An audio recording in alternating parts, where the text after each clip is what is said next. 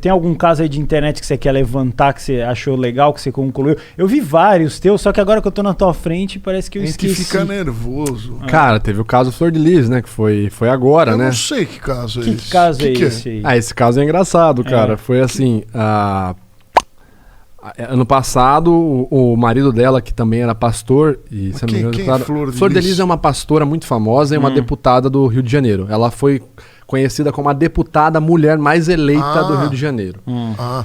E ano passado o marido dela morreu, ele foi baleado 30 disparos feitos na garagem da casa deles, cara. Nossa. Execução. E aí, tipo assim, e aí ela é pra muitos, e era pra muitos mais na época, uma referência no meio gospel de tipo, cantora, porra toda. E não sei se ela é culpada, né? Isso aí quem tá falando é o Ministério Público, não eu.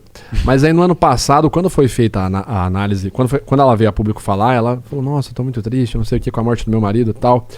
E na época eu fiz análise, cara. Eu fiz análise na época, ainda tava rolando a investigação, porque tava muito no começo, tudo que tinha ali, né, de material pra gente, era a entrevista dela com o Meirelles, da Record. Domingos Meirelles. E aí ela falava assim, por exemplo, tem um momento muito emblemático. Como que tá sendo agora pra senhora depois da morte do seu marido? Difícil, viu? Difícil o quê? O que é difícil? Difícil tá sendo, sei lá... Explicar, né? Explicar, porque você tem movimento. Difícil tá sendo viver sem ele. Difícil o quê? Então ela tinha um discurso muito aberto. Ela tinha microexpressões faciais de felicidade falando da morte. Assim, igual eu fiz aqui, realmente. Isso assim, escrachadão. E na época eu fiz uma análise, acho que uns 20 minutos, tá lá no canal, e eu falo, olha, ela apresenta essas possíveis incongruências, né? Um comportamento não muito condizente com quem tá vivenciando um luto. O pastor tem... cara, eles tinham 55 filhos. Acho que era 50 adotados e 53 adotados. E, cara, mas 55... E aí tinha uma história que, assim, rolava um boato de que talvez ele tivesse abusado de uma das filhas adotivas e os outros filhos tinham dado um golpe. E, enfim, na época eu falo assim, olha, provavelmente esse crime se resolva, porque eles começaram a falar que era ladrão. Um ladrão desconhecido entrou na casa, mas, cara, 30 disparos. São ricos? Tem um rancho Neverland lá de Glória, entendeu? É gente rica. Tem um lugar lá. E aí eles falavam que era um ladrão, mas, cara, 30 disparos na região pélvica, isso é totalmente passional. Provavelmente é passional, né? Não, na região pélvica. A biluga foi metralhada. Foi bilugada, legal. E aí eu falei, olha, provavelmente esse crime deva se resolver na família. Eu falei isso, na época foi minha conclusão, que não é uma conclusão muito ofensiva. E aí, nesse ano, a investigação concluiu ela como a mandante do crime. E várias provas. E, tipo, no meio gospel, isso foi um estrondo. Mas daí dizem que ela mandou ou ela... Ela já tentava matar ele, segundo a investigação, há 2 anos. Ela ia envenenando ele com chumbinho na comida, na bebida. Aí chegou uma hora que não aguentou e... Provavelmente. E qual motivo? Mas já foi dado, já terminou esse crime? Cara, ela é apontada como a mandante do crime, dentre vários pontos, por conta do dinheiro, que, em teoria, ele estaria tomando parte das finanças dela e ele não estaria... Ele estaria segurando o dinheiro dela, e tem uma motivação passional, que é uma linha de investigação suspeita também. Que ela teria... Que ele teria não só abusado das filhas adotivas, mas que ele tinha algumas amantes também. E, cara, tem várias linhas, assim... É um caso bem feio, hein? Eu tenho conhecimento de algumas linhas que eu não vou falar para não atrapalhar a investigação. A investigação já foi concluída, mas enfim. Não cabe a mim revelar isso. Mas tem alguns pontos ali que Cara, é um caso que você vai... Tipo assim, tem uma linha teórica de que, na verdade, ele teria namorado com uma filha dela e depois ele conheceu ela... Cara, então é uma linha, assim, narrativa da história. Extremamente bizarra essa história. Olha que doido, cara. Eles eram pastores e tal. E foi encontrado relatos de testemunha deles na casa de swing. Dos dois? No dia que ele foi morto. Porque foi assim, eles saíram, foram pra um lugar, voltaram pra casa e foi baleado. Eram pastores que frequentavam uma casa Dizem testemunhas. Isso ainda não foi mediaticamente comprovado. Realmente é um cara. Eu vi a cara, agora que você tá falando, me veio a cara dela que eu vi pelo Twitter. Eu não acompanho as notícias de televisão. Não, eu ia te perguntar, é uma pergunta, não sei. O que leva alguém a cometer um crime, por exemplo, desse tipo aí, de assassinato. Não dá, porque tá na cara que vai ser pego. Ou não, né? Como a gente falou aqui. Não, tem muitos casos que não, cara. Não, mas só você viu o médico aí, lá, aquele médico... Não eram lá, pessoas famosas? Sim. Então o crime vai ter mídia. Como é que os caras fazem, cometem o crime? Claro que não, Vieteiro. Cara, aí que a pessoa não é pega. Olha a capa social que essa pessoa tem. Olha a construção social. Entendeu? Mas pra mim, as coisas que você falou mas Vinheteiro, aí, mas Vinheteiro, você não é público dela, cara. Você não é público dela. A gente nem conhecia. Na verdade, eu vi uma foto. Você não é público dela, cara. Você imagina os tantos... tá em outra bolha. Os tralalá de milhões de pessoas que seguem ela.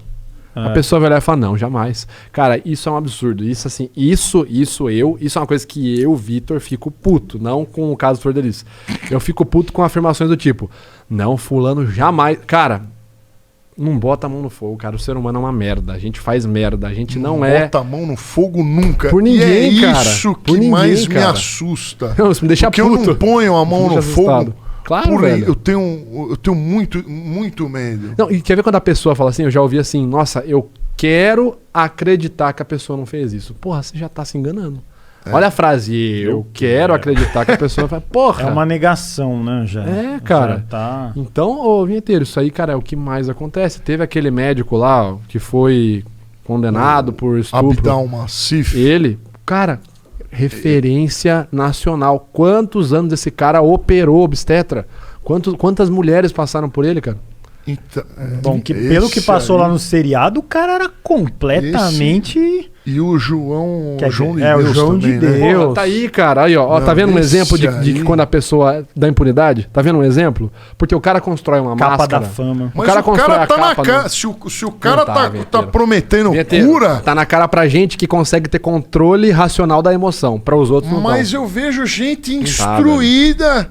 que foi lá que é na emoção da doença, e bebeu o ectoplasma dele. Você tá com câncer e o cara fala, só o John of God vai te salvar. Talvez você vá no desespero louco, você vai morrer. Claro. Mas racionalmente... Cara, a gente aqui sentado no arzinho condicionado, tá gostoso, com uma aguinha boa, mineral. A gente consegue falar isso com calma, com razão. Imagina você morando naquele local ali quente, aquele local quente com mais 5 filhos jogados no chão. Aí você descobre que a sua filhinha de 3 meses está com linfoma e seu marido te abandonou. Cara, como que você não vai... E aí você fala assim, não, beleza, Vitor, mas é uma pessoa numa situação mais carente. Cara, mas imagina você um médico de prestígio. Todos os outros médicos de prestígio estão seguindo um maluco lá. Você vai ser o diferentão? Você não vai ser o cara da categoria médica que vai apoiar o John of God? Impossível, cara. É só você ver o caso do Jim Jones, cara. O Jim Jones preparou o terreno. Ele preparou o terreno por 20 anos até ele cometer o maior suicídio coletivo em massa. Induzido. Ele induziu mais de 900 pessoas a tomar veneno. Então, cara, se isso não é a máscara social super bem trabalhada, a única diferença, você fala assim, mas esses daí são poucos, né? Alguns matam a pessoa dessa forma, outros vão pra política, então fica aí. Pode ser que tenha essas pessoas que estão usando a capa social para outro lado. E político? Esse você pode falar? Qual que é o mais mentiroso? Não, ia ser uma ameaça de morte todo mês de político. Pô, fodendo. Mas o engraçado é isso, porque se você fizer um raciocínio simples, você pensa assim...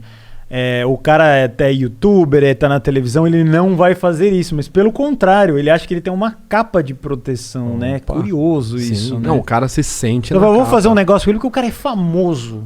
Sim. Parece que é do que? Eu não entendi o que você falou do fogo. Eu digo assim, se um cara é um cara... Eu vou usar não posso usar nomes aqui que depois as pessoas vão me encher o saco. Usa eu como exemplo. Tá, eu vou fazer uma sociedade com o Vitor metaforando. Aí você fala, não, o cara é um youtuber de milhões, vende curso pra milhões. Ele é famoso. Eu confio, porque ele não pode ser um assassino porque ele é famoso. Porque a cara dele vai ser colocada no Jornal da Record, da Globo, não sei o que. Mas pelo contrário. Hide in plain view. Ele tá provando que os famosos podem tentar se esconder pela fama. Mas tem uma coisa também. Vamos pegar o exemplo do metaforando. Ele tá bem de vida, dá view. A probabilidade dele querer cometer um crime pra mim vai ser menor, porque ele tem muito a perder. Não. Eu acho que ele tem Não, muito a a gente pensa perder. assim, como não especialista. Eu acho que ele tem muito a perder. Sim. Então, vocês estão fazendo uma análise lógica do cenário. Isso. Total. Quem tem muito a perder diminui não diminui estatisticamente Pelo contrário. a taxa de ser um criminoso. Você já assistiu The Boys? Não. Série muito boa. Do Amazon? Do Amazon. Ô, merchan de graça, cara. Que graça, hein? Beleza. Que eu ia ver e me desisti, que eu vi os caras com os cabelos The lá. Boys, falei, eu assistiria muito boa. The Não, é The Amazon. The Boys, Aí, não. ó, sua microexpressão de felicidade. São aí, os heróis mais fodões da Terra de superpoderes, são os mais cuzões, cara. São os caras que, tipo assim, usam do poder pra estuprar a galera, pra, tipo, matar a pessoa em massa. São. Qual que é a ideia? Existem vários artigos científicos sociais que mostram que quanto mais alto o seu nível social, quanto mais bens aquisitivos, menos você se preocupa com a ética. É verdade. Por quê? Você tem a sensação de impunidade. Quanto mais eu tenho bens aquisitivos, quanto maior a minha projeção, a minha expressão social, mais eu me penso inalcançável e inatingível. Entendeu? Sim. Não. Então isso... Entendo perfeitamente. Sim, e aí que tá. E aí os artigos mostram que a tendência de comportamentos antiéticos vem desse tipo de pessoa. Numa probabilidade maior. Por exemplo... O João de Deus, por exemplo. John of God, porra, multimilionário, etc e tal. Mas vai desde coisas simples, né? O artigo mostra lá assim... pessoas com um nível social mais alto e bens aquisitivos e maiores bens aquisitivos, eles têm uma capacidade maior, têm uma propensão maior a serem antiéticos no trânsito. Então, por exemplo, o cara não vou falar Hilux, vou falar uma marca boa. O cara que tá num R8, num Audi R8, ele provavelmente tem uma tendência maior a ser um cuzão do que o cara que tá no Fiat Ideia ali, entendeu? Porque ele tá... Porque ele tem a sensação de impunidade. Ele não liga para as leis, provavelmente. Ele vai pagar, qualquer coisa ele resolve. Ele manda um despachante, ele nem vai ver. Não, e geralmente o dinheiro e o deixa poder... o cara mais... você tem dinheiro, você tem contato automaticamente. Fiofó. Você tem proteção, você tem... Cara, o dinheiro em excesso, ele tem muita coisa, né? Você não tem só o dinheiro. Você tem contato, então o cara que tem grana, ele tem um contato na polícia, ele tem um amigo que vai no churrasco dele, lá na mansão dele de fim de semana que é policial. Quebra essa pra mim aí, José. Tranquilo, velho, relaxa e tal. Então é complicado. Então quanto mais seguidores, mais cuidado você tem que ter, hein? Não é? É isso aí, a conclusão é essa. A fórmula de bolo é essa. Mas a gente que é mais burrão nesse assunto já achou... Eu pensava o contrário. Aí o Vitor veio com a sapiência dele e explicou e mostrou que a parada é louca. Não é o que vocês estão pensando. Eu sou meio paranoico também, cara. Quanto maior o cara... Eu fico assim, mano... E pra você que tá ficando mais famosão agora, cara, como é que é? Mas eu criei um canal secundário pra colocar esse pensamento meu pra fora, né? Porque no Metaforando eu não coloco isso. Cada vez mais, eu uso o Rodrigo Faro como exemplo, por exemplo. É um cara muito famoso. Ele não pode falar o que ele pensa. Ele é um cara muito famoso, então ele tem que começar o programa dele assim: bom dia, Brasil! Olha, como o vinheteiro é legal. Ele tá mentindo. Não é? Tem que Você ser não é legal. assim. Não? Ele acabou de falar. Não, foi só uma piadinha. Foi só uma piadinha pra descontrair. Mas é assim, a gente quis exemplificar. Quanto maior a fama... Sim. Mais contínuo, menos verdadeiro vai ser. Sim. Assim como o Silvio Santos, Faustão, etc. Os caras são os personagens dele mesmo. Cara, e tem muita coisa assim que é benéfica, né? Por exemplo, você pega um cara da projeção do Rodrigo Faro, ou eu que tô tendo uma projeção legal agora. Sim. Cara, a gente tem que tomar muito cuidado com o que a gente fala, porque você não sabe quem tá ouvindo, entendeu? Todo mundo tá ouvindo. Aí você fala, eu tô no Master, não vão ver. Vão. Ver, não, cara, o Chiquinho Scarpa ouviu o Master Podcast antes de vir. Sim. Ele me contou um negócio do meio da entrevista. Eu falei, não é possível que você via. E ele via. Eu falei, ó, que loucura. Chiquinho Scarpa de Rio Claro. Ele é de lá, né? Você tinha falado. Cara, ele é uma figura bem famosa lá na cidade de Rio Claro. É São José do Rio Claro ou Rio Claro? Hoje em dia é só Rio Claro. Antes, muito antigamente, era São João Batista do Ribeirão Claro. É dessa época. 1900 e lá vai bolinha. Deixa eu só perguntar uma coisa que a gente quer convidar. Você falou de algum cara chamado Gabriel Pato, é isso? Pato. Ele é especialista em hacker ético, ele é hacker ético. Ele viria aqui? Se a gente chamar, a gente tava procurando um hacker ético. Nós queríamos muito um hacker para dar entrevista. Posso indicar mais dois que eu sei que estão loucos para vir aqui também? Que são amigos pessoais. Um é o mestre Wesley Jimenez, ele é do método Krav Maga Caveira, o cara é ótimo. Foda. Lutador? Não, o cara tem métodos de defesa. Eu tenho medo desse cara. Ele foi agente penitenciário por 10 anos. Nossa, você vê as histórias que ele conta de quando ele pegou os presidiários tentando fazer fuga. Cara, o cara é fera. E o outro é o Diego Collector. E já começa no ponto.